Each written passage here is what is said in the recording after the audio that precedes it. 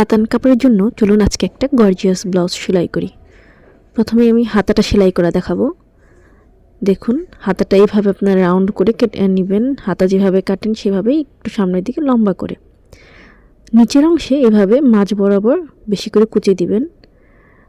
বগল তলার নিচের অংশটায় কুচি কম দিবেন। এরপর মোটা চওড়া একটা কাপড় নেবেন, যেটার মধ্যে লেস লাগিয়ে সুন্দর করে ডিজাইন করে নিতে পারেন। কুচি অংশের সাথে এই অংশটার সামঞ্জস্য রেখে সেলাই করে নিতে হবে।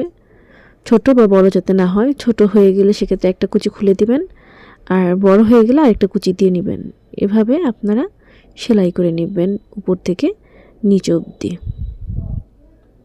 হাতার নিচের অংশ এটা, এখানে আমি দুইটা সেলাই দিব, চাপ সেলাই দিব, কেননা অনেক সময় ছুটে যেতে পারে। দেখুন এখানে আমি আরেকটা চাপ সেলাই করে নেব। ব্লাউজের নিচের এই অংশটা একটু গর্জিয়াস দিলে ভালো হবে, তা আমি ভাবলাম যে এখানে কিছু গোল্ডেন লেস লাগিয়ে নিই।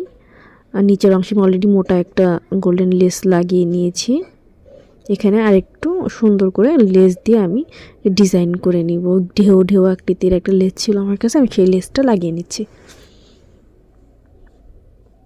এতে ব্লাউজটা দেখতে আরও অনেক বেশি গর্জিয়াস হবে এবং বিয়েতে বা বিয়েবাড়ির যে কোনো গর্জিয়াস শাড়ির সাথে এই ব্লাউজগুলো পরলে কিন্তু বেশ মানায়।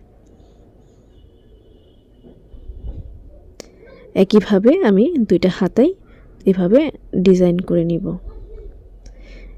এবার মূল অংশে আসি। মূল যে কুচির অংশটা, সেই কুচিটা দিব। দেখুন তৈরি করা শেষ। এবার যে কুচি, সেই কুচিটা দিব। নিচের দিকে কুচি দিব না, নিচের দিকে কুচি ছাড়া রাখবো। কাঁধের যে অংশটা থাকে সেই অংশটাতে আমি এভাবে অনেকগুলো কুচি দিয়ে নিব। মোটামুটি আমার হাতের মেজারমেন্টের একটা মাথায় মানে অনুমান করা আছে, সেই অনুযায়ী আমি কুচিগুলো দিয়ে নিলাম। মাঝ বরাবর ঠিক রেখে মাঝখান থেকে একদম কাঁধের মাঝ বরাবর যে সেলাইটা হয় সেখান থেকে হাতার মাঝ বরাবর রেখে আমি সেলাই করে নিচ্ছি। হাতার এই অংশটা যদি একটু ছোট হয় সেক্ষেত্রে আমি একটা কুচি ছাড়িয়ে নিব, আর যদি বড় হয় তাহলে আরেকটা এক্সট্রা কুচি দিয়ে নিব। দেখুন এতটুকু সেলাই করার পর আমি মেপে দেখছি যে কতটুকু আছে। দেখলাম একদম সমান সমান হয়েছে, তো আমি সেলাই করে নিচ্ছি নিচে পর্যন্ত। একইভাবে নিচ থেকে উপরের দিকে আবার সেলাই দেব।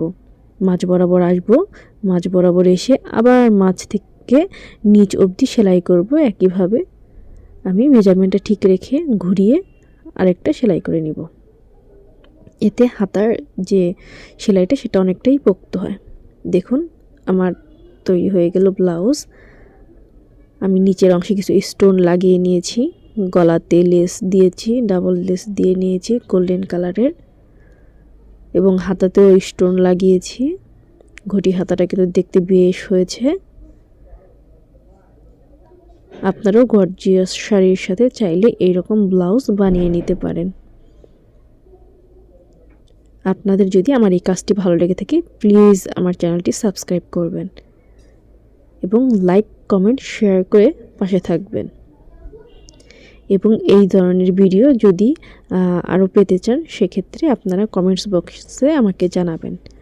ব্লাউজ তৈরির পুরো টিউটোরিয়ালটা আমি দেইনি, পুরো ভিডিওটা বা ব্লাউজ তৈরির এই কাটরি কাট ব্লাউজ তৈরির ভিডিও আমার চ্যানেলে দেওয়া আছে। ডেসক্রিপশন বক্সে আমি লিংক দিয়ে দিচ্ছি, আপনারা সেখান থেকে দেখে নেবেন। তাহলে আপনারাও খুব সহজে এত চমৎকার চমৎকার ব্লাউজ তৈরি করতে পারবেন। দেখুন আমি এখানে হুক ব্যবহার করেছি এবং এক্সট্রা একটা ঘর রেখেছি। কখনো কোনো কারণে যদি টাইট হয়ে যায়, লুজ হয়ে যায়, সেক্ষেত্রে আমি টাইট করে নিতে পারবো।